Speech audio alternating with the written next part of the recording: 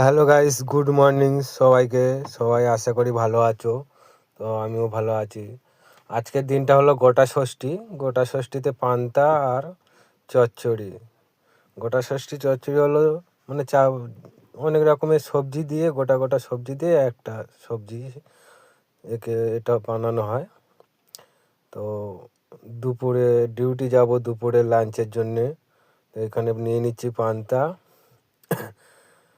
নিয়ে যাব। আর এখানে নিয়ে নিচ্ছি চচ্চড়ি, গোটা ষষ্ঠী চচ্চড়ি।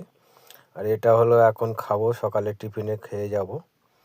তো হ্যালো গাইস, কার কার গোটা ষষ্ঠী বাড়িতে হয়েছে, কাদের কাদের, তো অবশ্যই লাইক কমেন্ট করে জানাবেন।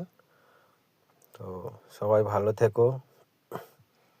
গোটা ষষ্ঠী অনেক অনেক শুভেচ্ছা রইলো সবাইকে। Tata, bye bye.